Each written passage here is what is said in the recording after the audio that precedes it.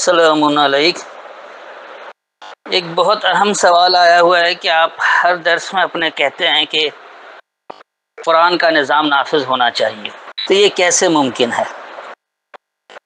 اسی طرح یہ بھی سوال ہے کہ قرآن کو کیسے سمجھا جائے اور قرآن کی اتباع کیسے کی جائے۔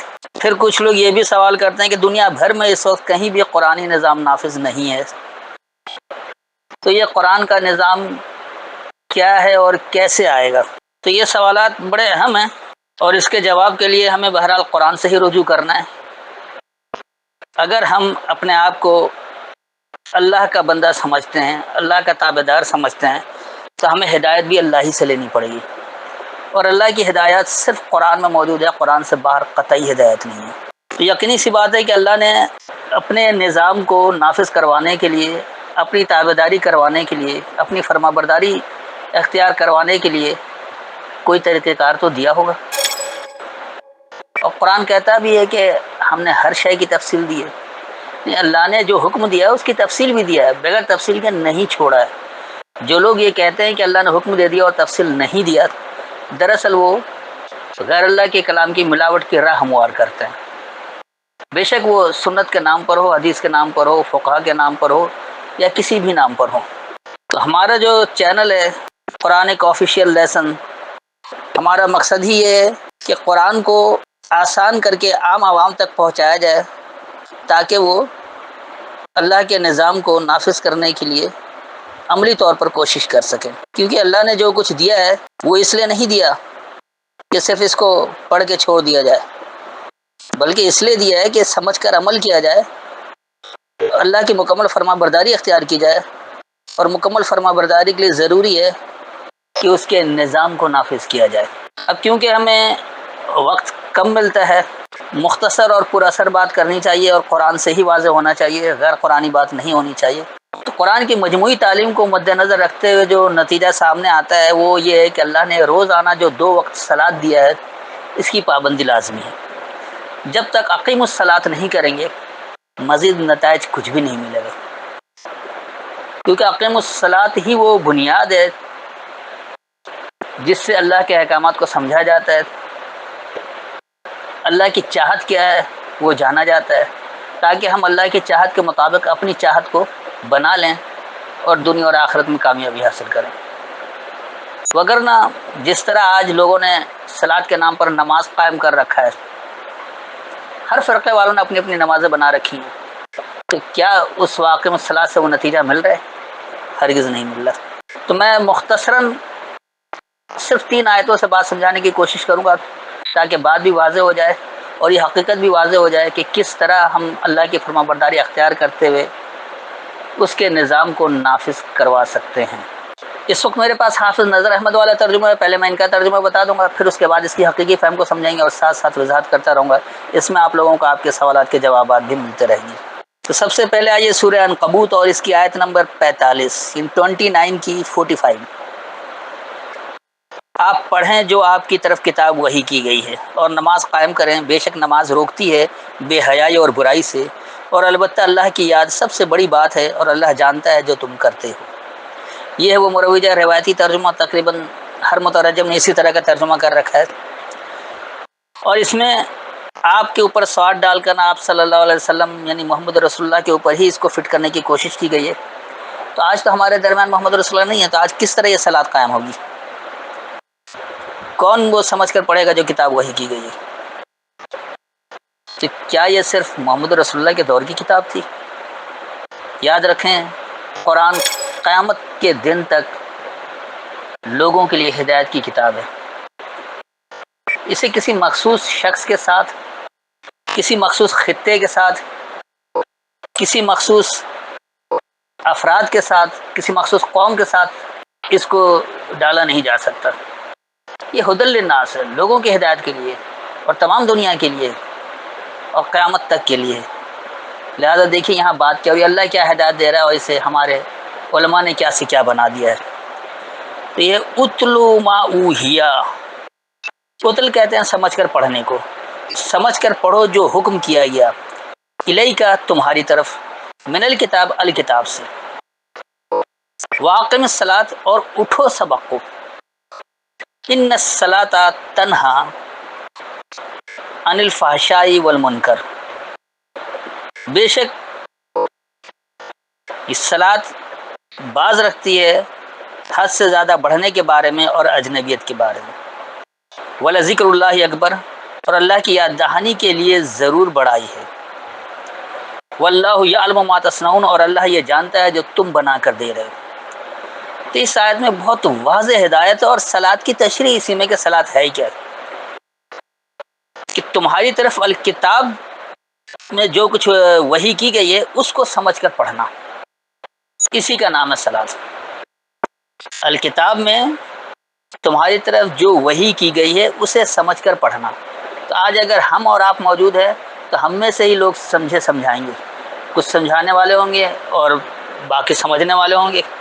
تو سمجھ کر پڑھنا جو اس کو کہا گیا اتل، اور یہ الکتاب میں تمہاری طرف جو وحی کی گئی ہے، تو یہ جو سمجھ کر پڑھنا یہ کتاب سے باہر نہیں کرنا ہے، اس لیے اللہ نے واضح کر دیا الکتاب میں، اور الکتاب ہی قرآن ہے۔ تو اسی کو اللہ نے کہا کہ الکتاب سے تمہاری طرف جو حکم کیا گیا ہے اسے سمجھ کر پڑھو، یعنی سبق کو اٹھو۔ عقیم کہتے ہیں اٹھنے کو، کھڑے ہونے کو، اٹھنے کو، تو یہ یہاں پر اٹھنے کے معنوں میں ہے۔ اور جب وہ عقیم آتا ہے تو وہ جمع کا صیغہ آ جاتا ہے کہ سب اکٹھے اٹھیں، سب اس کے اوپر ڈٹ جائیں، قائم کریں۔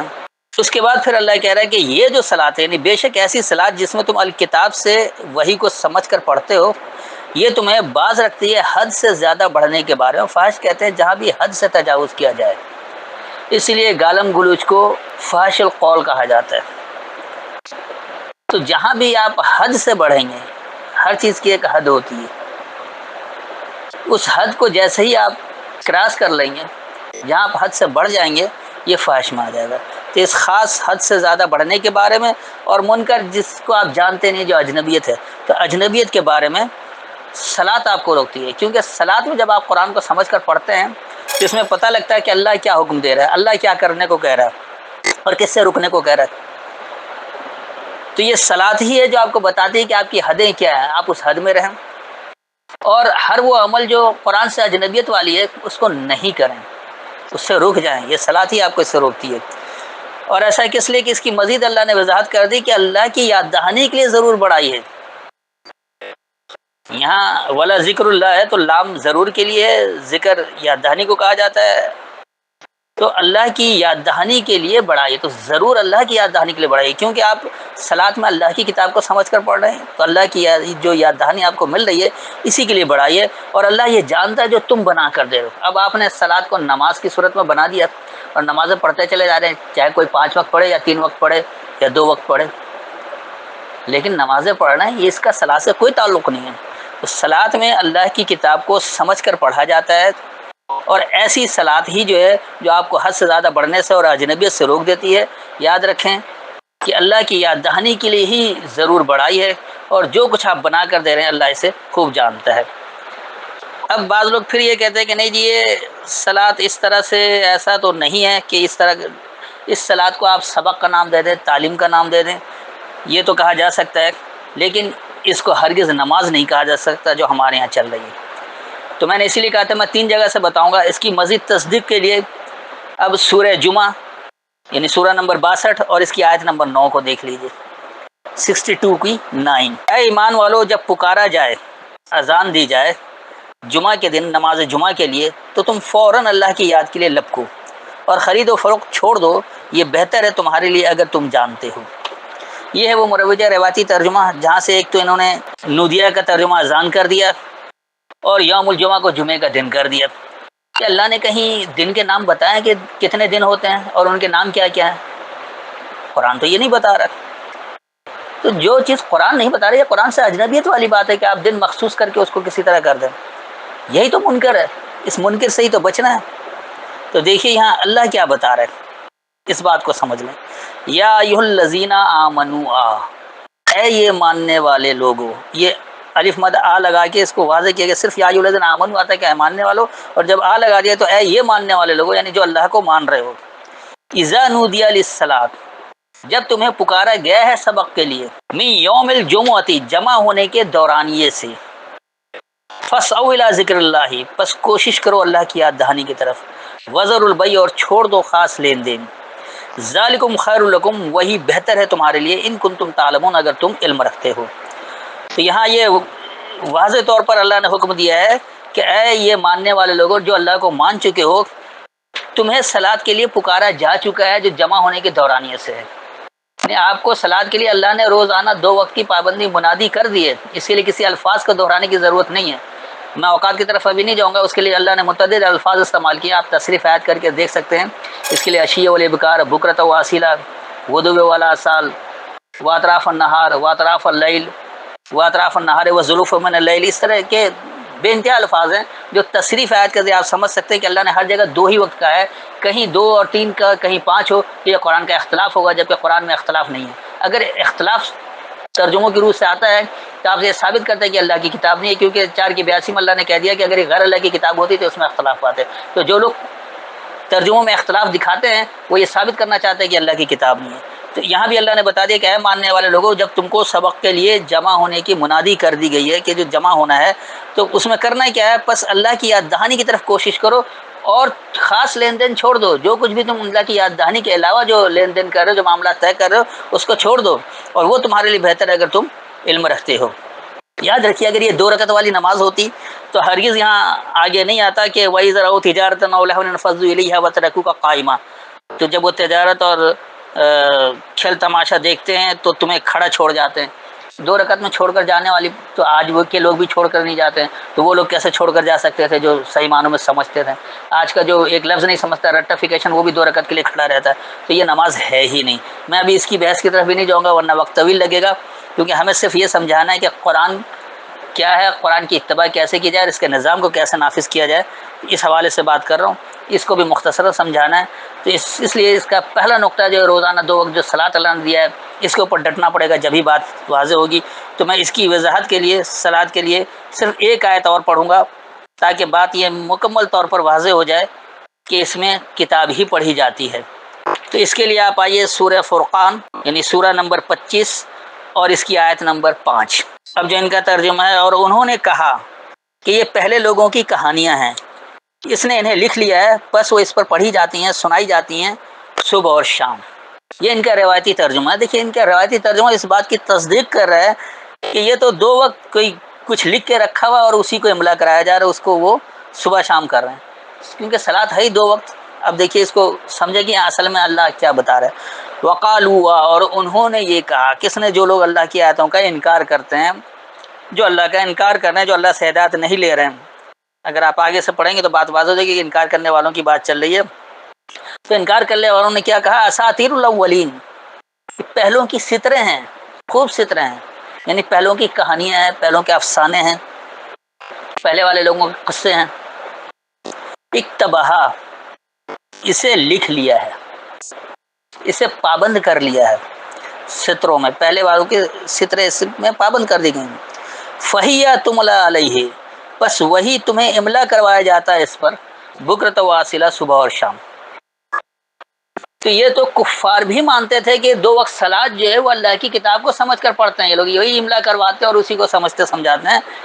تو یہاں اس کی تصدیق ہو رہی ہے کہ یہ کفار لوگ کہتے ہیں کہ یہ تو پہلوں کی کہانی لکھ رکھی ہے، اور یہی سے صبح شام اس پر یہ لوگ املا کروا رہے، تمہیں املا کروا رہے۔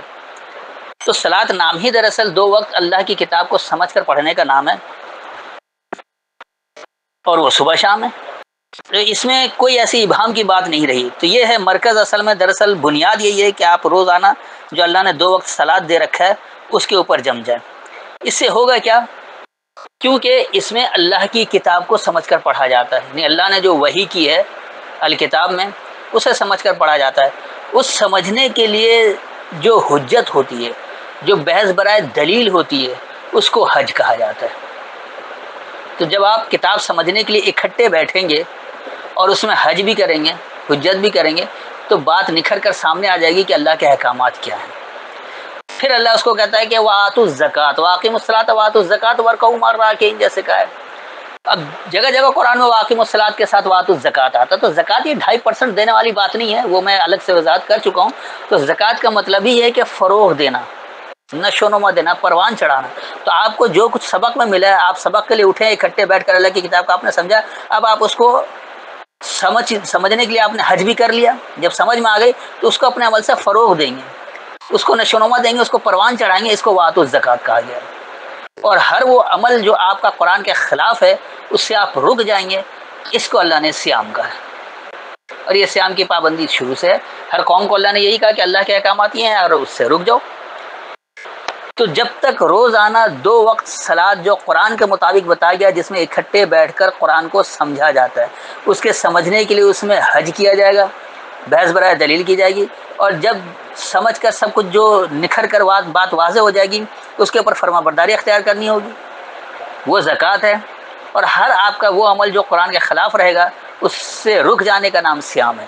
تو جب اس طرح روزانہ 2 وقت آپ کریں گے، بات سمجھیں گے، اکٹھے بیٹھیں گے، ایک دوسرے کا محاسبہ بھی کریں گے کہ تم نے کیا سمجھا اور کیا عمل کیا، تمہارا آج کا یہ عمل اس قرآن کے خلاف ہے، تمہارا آج کا یہ عمل قرآن کے حق میں یہ مکمل فرما برداری ہے، تو پھر جا کر با کردار افراد پیدا ہوں گے۔ تو قرآن سمجھنے کی کتاب ہے، پڑھنے کی کتاب ہے، املا کروانے کی کتاب ہے، جسے روزانہ 2 وقت سمجھنا ہے، سمجھانا ہے۔ اتباع قرآن جب ہوگا جب آپ اس کو سمجھ کر اپنے عملی زندگی میں اس کو فروغ دیں گے، یعنی جب آپ وات الزکات کریں گے۔ اور اس کے بعد پھر جب آپ سیام بھی کر لیں گے تو یقینی سی بات ہے ایسے با کردار افراد مل کر ایک اچھا معاشرہ بنائیں گے۔ جب اچھا معاشرہ وجود میں آئے گا تو یقینی سی بات ہے معاشرہ چلانے کے لیے قانون چاہیے، نظام چاہیے، تو پھر وہ نظام کی طرف بڑھیں گے، اور وہ ایسا سلامتی والا نظام ہوگا جس کو اللہ نے دین اسلام کا ہے۔ اور اس کی وضاحت 5 کی 3 میں ہے، اس کا میرا الگ سے درس موجود ہے، آپ لوگ چاہیں تو اسے سن سکتے ہیں۔